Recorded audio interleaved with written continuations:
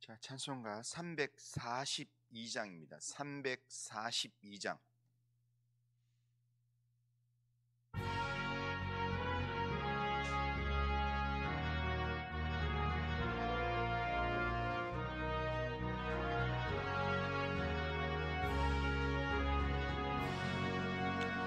너 시험을 당해 죄 짓지 말고 너 용기를 다해 곧 물리치라. 너 시험을 이겨 새 힘을 얻고 주 예수를 믿어 늘 승리하라. 우리 구주의 힘과 그의 위로를 빌라. 주님 내 편에 서서 항상 도우시리. 내 친구를 삼가 잘 선택하고 너 언행을 삼가 늘 조심하라. 너 열심을 다해 늘 충성하고 온 정성을 다해 주 봉사하라. 우리 구주의 힘과 그의 위로를 빌라. 주님 내 편에 서서 항상 도우시리. 잘 이기는 자는 상 받으리니 너 낙심치 말고 늘 전진하라. 내 구세주 예수 힘 주시리니 주 예수를 믿어 늘 승리하라. 우리 구주의 힘과 그의 위로를 빌라. 주님 내 편에 서서 항상 도우시리. 자, 신앙 고백합니다. 나는 전능하신 아버지 하나님 천지의 창조주를 믿습니다. 나는 그의 유일하신 아들 우리 주 예수 그리스도를 믿습니다. 그는 성령으로 잉태되어 동정녀 마리아에게서 나시고 본디오 빌라도에게 고난을 받아 십자가에 못 박혀 죽으시고 장사된 지 사흘 만에 죽은 자 가운데서 다시 살아나셨으며 하늘에 오르시어 전능하신 아버지 하나님 우편에 앉아 계시다가 거기로부터 살아있는 자와 죽은 자를 심판하러 오십니다. 나는 성령을 믿으며 거룩한 공교회와 성도의 교제와 죄를 용서받는 것과 몸의 부활과 영생을 믿습니다. 아멘. 자, 하나님 말씀은 느헤미야 5장입니다. 자, 느헤미야 5장.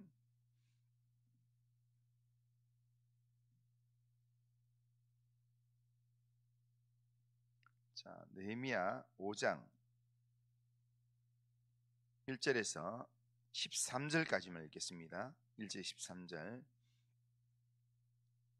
5장 1절 13절 한 절씩 교독합니다. 그때 백성들이 그들의 아내와 함께 크게 부르시죠.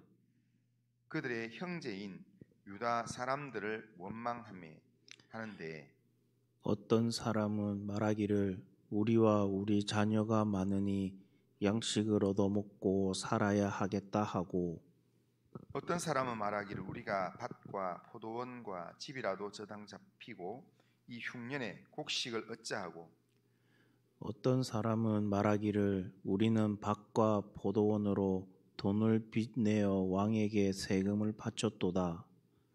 우리 육체도 우리 형제의 육체와 같고 우리 자녀도 그들의 자녀와 같거늘 이제 우리 자녀를 종으로 파는도다. 우리 딸 중에 벌써 종된 자가 있고 우리의 밭과 포도원이 이미 남의 것이 되었으나 우리에게는 아무런 힘이 없도다 하더라.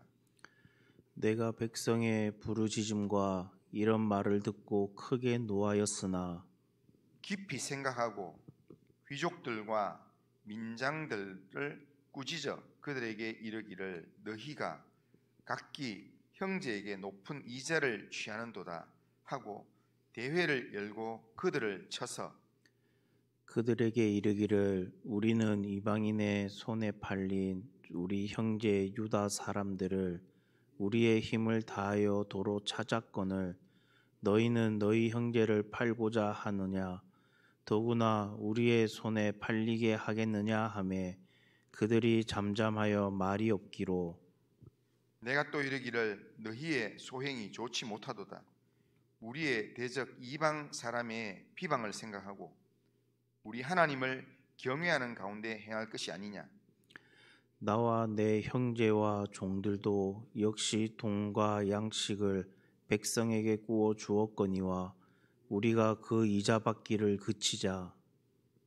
그런즉 너희는 그들에게 오늘이라도 그들의 밭과 포도원과 감람원과 집이며 너희가 구워준 돈이나 양식이나 새 포도주나 기름의 100분의 1을 돌려보내라 하였더니 그들이 말하기를 우리가 당신의 말씀대로 행하여 돌려보내고 그들에게 아무것도 요구하지 아니하리이다 하기로 내가 제사장들을 불러 그들에게 그 말대로 행하겠다고 맹세하게 하고 같이 읽겠습니다. 내가 옷자락을 털며 이르기를 이 말대로 행하지 아니하는 자는 모두 하나님이 또한 이와 같이 그 집과 산업에서 털어 버리실지니 그는 곧 이렇게 틀려서 빈손이 될지로다 하매 회중이 다 아멘하고 여호와를 찬송하고 백성들이 그 말대로 행하였더라. 아멘. 자, 오늘 본문은 예루살렘 성벽을 건축하는 과정에서 유다 백성 내부의 지도층들이 이 유다 백성들 가운데 가난한 사람들을 압제하면서 자기 부를 쌓는 일을 하고 있다는 사실을 제보를 받고 또 그것을 알았을 때 느헤미야가 그들을 책망함으로 공동체 내부의 위협을 극복해내는 그런 내용입니다. 성벽 재건을 진행하는 중에 일반 유다 백성들의 호소가 느헤미야에게 들렸습니다. 그러니까 지금 기근으로 먹고 살기가 너무 힘든데 그런데 이미 지금 유다 지도층들한테 지금 빌린 것도 많고 또 여러 가지 이제 담보 잡힐 것도 없고 그런 상황에서 이제 자녀들을 종으로 이제 넘겨줘야 되는 그런 상황을 호소하면서 너무 힘들다는 이야기를 느헤미야에게 이야기했던 겁니다. 그 이야기를 들었던 느헤미야는 그들의 경제적인 어려움이 이 유다의 부유층들의 고리대금과 착취 때문에 이렇게 경제적인 어려움이 더 가속화되었다는 것을 알게 되었습니다. 백성들이 부르짖는 원인을 알았던 느헤미야는 화가 났지만 감정대로 그냥 처리하지 않고 7절에 보면 깊이 생각하고 이렇게 표현합니다. 이게 왜 이렇게 했는가 하면 지금 예루살렘에 온 지 얼마 되지 않았던 느헤미야가 이름은 총독이지만 그렇지만 이미 예루살렘 지역에 기득권층을 유지하고 있는 이 세력들을 꾸짖는다는 것은 지금 성벽 재건을 진행하는 이 일을 제대로 진행하지 못할 수도 있는 그런 어려움이 생길 수 있습니다. 왜냐하면 이렇게 모든 이 기득권층들이 지금 이 일을 못하게끔 자기들과 관계된 인맥들을 여기에 참여 안 시킨다든지 그렇게 방해 작업을 하게 되면 그러면 실제로는 이 성벽 재건의 문제가 될 수도 있고 멈춰질 수도 있기 때문에 그래서 깊이 생각했다고 이야기합니다. 화가 너무 많이 났지만 깊이 생각했습니다. 그런데 느헤미야가 여기에 깊이 생각하는 이 내용 속에는 오늘 우리 본문 속에는 하나님께서 하신 말씀 별로 없습니다. 그런데 하나님의 말씀에 늘 길들여져 있는 느헤미야, 하나님의 마음으로 지금 이 일들을 감당하려고 하는 느헤미야의 측면에서 하나님의 관점에서 볼 때 이 사람들의 행한 일들, 이 유다 지도층들이 고리대금으로 착취로 행했던 이 일들을 생각하면서 이게 옳은가, 하나님 앞에서 옳은가, 이것을 생각하는 겁니다. 그렇게 생각하고 그리고 결론 내린 거는 느헤미야가 불의를 덮어둔 채 외적인 이 성벽 사업만 진행하는 것은 이거는 안전하지가 않다라는 판단을 하게 된 것입니다. 그러니까 백성 내부에 불의를 방치한 채 성벽 쌓는 일을 계속하는 것은 내부의 부패를 더 가속화시킬 수 있기 때문에, 그러니까 점점 지금 자기 일 안 하고 성벽 쌓는 일을 해야 되는데 돈이 없으면, 오늘 저녁에 먹을 게 없으면 지금 또 이 부한 사람한테 가서 또 뭔가 이 구걸을 해야 되는데, 먹을 것을 얻어야 되는데 거기에 이자율을 너무 높여가지고 이제는 얻을 거 없으면 무조건 뭐 자식을 종으로 준다는 그런 계약서를 쓰게 만들고 이렇게 하는 내용이기 때문에 이 성벽 재건의 일을 계속하면 할수록, 지금 이 문제를 두고 그대로 하면 할수록 지금 백성들, 가난한 사람들은 더 많은 압제를 당해야 되고 더 많은 고생을 해야 되는 그런 상황임을 이 느헤미야가 알았습니다. 그래서 느헤미야는 자기가 지금 이렇게 결정하는 게 위험한 행동인 줄 알았지만 이 문제를 다 살피고 난 다음에는 귀족들과 관리들을 다 불러 모았습니다.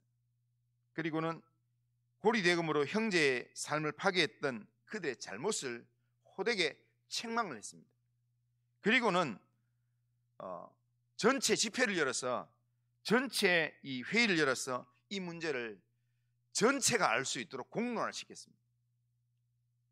왜냐하면 그들 앞에서 무엇이 하나님 보시기에 옳은 것인가, 이것을 생각하도록 그렇게 질문을 던지고 또한 책망을 했습니다. 그러니까 하나님의 관점에서 볼 때 가난한 백성들을 돌아보지 않고 그들을 이용해서 고리대금을 하고 자기 이익만 챙기는 것은 결단코 옳지 않다는 겁니다.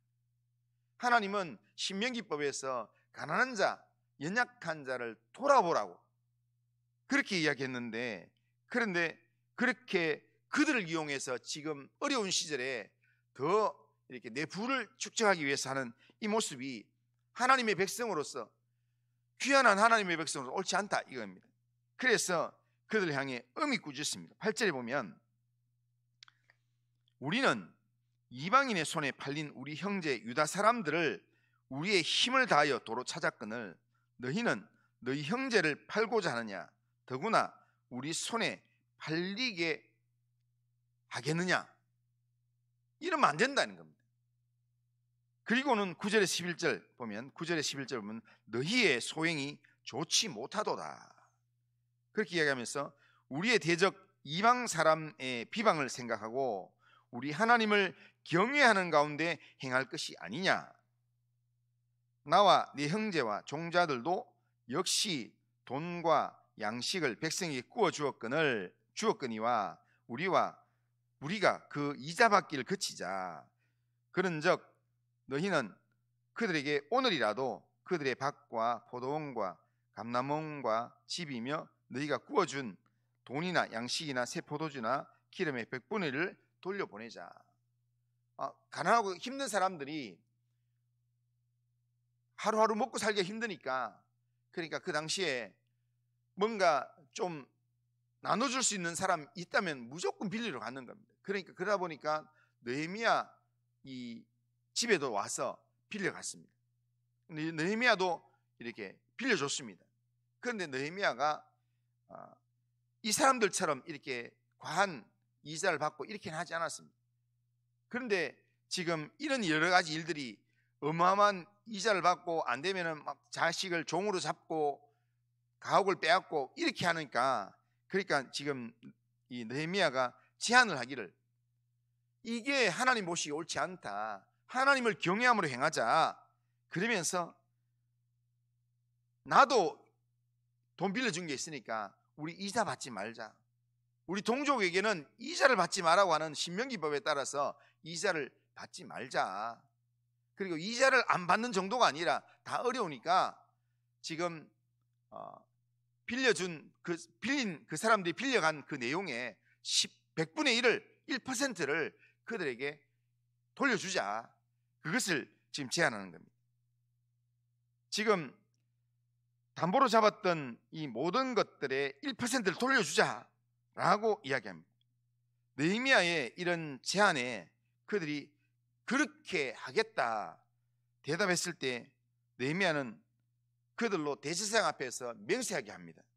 그리고 온 회중들이 보는 앞에서 다짐을 하도록 다시 그렇게 한 번 더 확인합니다. 13절을 보면 내가 옷자락을 틀며 이르기를 이 말대로 행하지 아니하는 자는 모두 하나님이 또한 이와 같이 그 집과 산업에서 털어버리실지니 그는 곧 이렇게 털어서 빈손이 될지로다.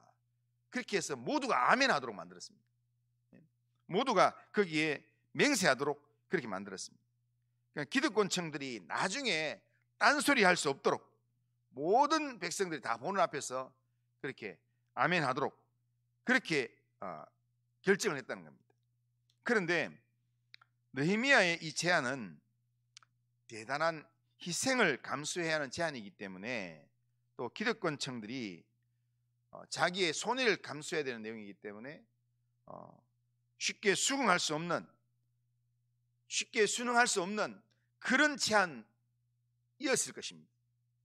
그런데도 그들이 느헤미야의 제안에 곧바로 받아들이고 그렇게 맹세하고 그렇게 할 수 있었던 것, 그렇게 하겠다고 맹세했던 것은 삶으로 본을 보였던 느헤미야의 솔선수범 때문이었습니다. 과거의 어느 총독들과는 다르게 느헤미야는 백성들의 짐을 줄이기 위해서 이 성벽을 재건하기 위해서 왔고, 이 성벽 재건하는 일에 모든 재료들은 느헤미야가 왕의 허락을 받고 다 가지고 왔습니다.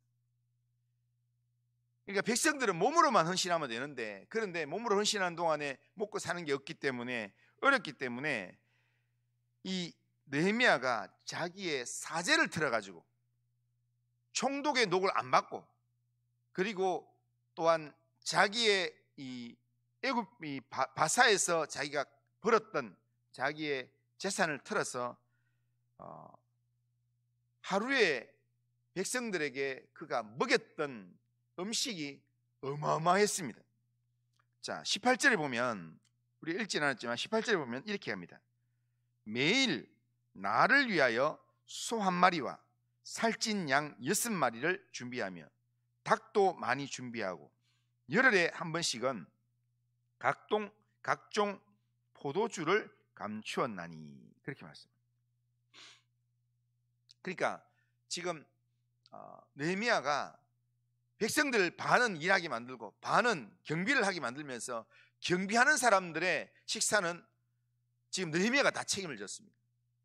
그러니까 자기의 이 월급 받는 것들 다 내려놓고, 그리고 그것 정도가 아니라 매일 식사양으로 소 잡고 양들 잡고 닭 잡고 그러면서 이렇게 자기 가까이 있는 사람들을 이렇게 무상으로 먹였다는 거예요.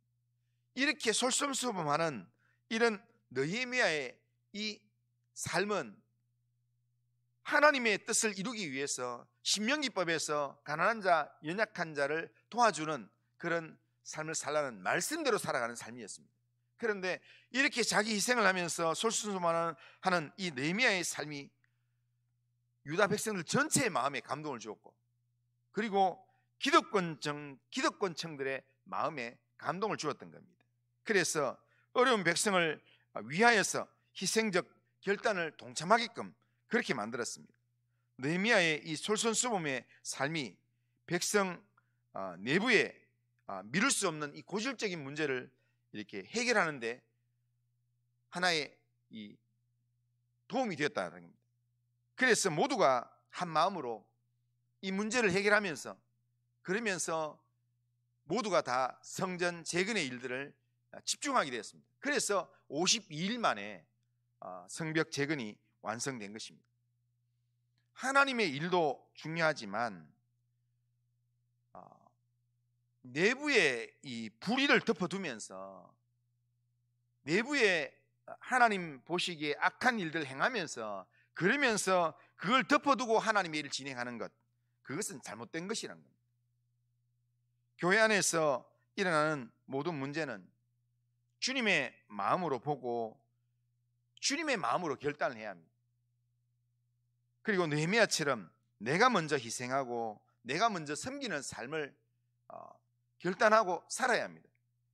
그럴 때 나를 통해서 내부의 문제가 해결되고 그리고 많은 성도들이 거룩한 일에 헌신하는 삶으로 나아갈 수 있게 된다는 겁니다. 그렇기 때문에 오늘 이 본문의 내용을 통해서 그러니까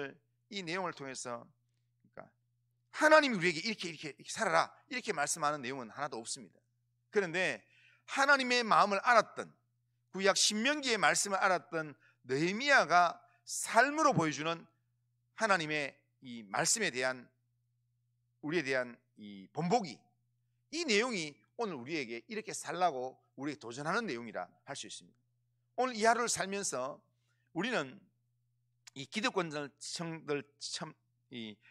유대 기독권들 사람들의 모습처럼 우리가 내 부와 내 이 즐거움과 내 만족을 위해서 다른 사람은 어떻게 되든 간에 나는 내만 배부르면 된다, 나만 편안하면 된다라고 살아갈 수도 있고요. 느헤미야처럼 하나님의 뜻을 이루기 위해서 하나님의 맡기신 사명을 이루기 위해서 지금 모두가 함께 가야 된다, 그런 마음으로 때로는 가난하고 연약한 자들 돌아보면서 그들의 함께 가기 위해서 그들이 함께 하나님 나라에 들어가기 위해서 그들이 하나님 나라의 일을 헌신하기 위해서 내가 좀 헌신해야 될 일이 없는가, 내가 좀 이렇게 본보기로 보여줘야 될 부분이 없는가, 내가 희생해야 될 부분이 없는가, 이런 부분들을 우리의 삶 가운데 하나님이 내게 주시는 그런 말씀으로 붙들고 그걸 우리의 삶 가운데 적용한다면 오늘 우리의 주어진 삶이 하나님께서 기뻐하시는 그런 삶이 될 것입니다. 오늘도 주님의 마음으로 모든 것들을 바라볼 수 있어야 합니다. 오늘 내가 행하는 모든 일들 가운데 내가 하는 여러 일들을 주님의 마음으로 모든 것들을 바라보고 또한 주님의 마음으로 일들을 감당하면서 그러면서 하나님 보시기에 이게 옳은가, 하나님을 경외하는 삶인가 라는 것을 우리가 점검하면서 내가 오늘 우리의 주어진 삶에서 내가 하나님의 사람으로 내가 솔선수범하는 그런 믿음의 삶을 살겠습니다. 하나님의 의를 이루어내는 그런 믿음의 삶을 살겠습니다. 그렇게 기도하면서 하나님 앞에 오늘도 결단하고 이 하루를 살아가는 우리 모든 성도님들 다 되시기를 주님의 이름으로 축원합니다. 거룩하신 하나님 아버지, 오늘도 우리의 삶을 하나님께 맡깁니다. 하나님, 우리의 삶을 붙들어 주시고 인도하여 주시옵소서. 하나님, 정말 성벽 재건을 진행하는 중에 유다 내부에 있는 압제와 여러 가지 불법 이 고리대금의 그런 여러 문제에 대한 내용들을 느헤미야가 깊이 생각하고 그러면서 하나님의 원하시는 삶이 무엇인지를 결단하고 그 삶을 위하여서 지금 유다 내부에 있는 모든 문제를 또한 해결하는 이 느헤미야의 모습을 보게 됩니다. 하나님 아버지, 오늘 우리의 살아가는 삶의 자리에서 무엇이 하나님을 경외하는 삶인지, 무엇이 하나님께서 기뻐하시는 삶인지를 우리가 결단하면서 오늘도 우리의 주어진 삶을 하나님 앞에서 믿음으로 결심하고 믿음으로 하나님 아버지 또한 결단하고 살아갈 수 있도록 인도하여 주시옵기를 원합니다. 오늘도 우리의 삶을 주님 앞에 맡깁니다. 주님께서 이끌어 주시고 인도하여 주시옵기를 원합니다. 은혜 베푸신 하나님께서 오늘도 우리의 삶을 붙들어 주시고 함께하여 주옵소서. 예수님의 이름으로 기도드리옵나이다. 아멘. 하늘에 계신 우리 아버지여, 이름이 거룩히 여김을 받으시오며 나라가 임하시오며 뜻이 하늘에서 이루어진 같이 땅에서도 이루어지이다. 오늘 우리에게 일용할 양식을 주시옵고 우리가 우리에게 죄 지은 자를 사하여 준 것 같이 우리 죄를 사하여 주시옵고 우리를 시험에 들게 하지 마시옵고 다만 악에서 구하시옵소서. 대개 나라와 권세와 영광이 아버지께 영원히 있사옵나이다. 아멘. 자,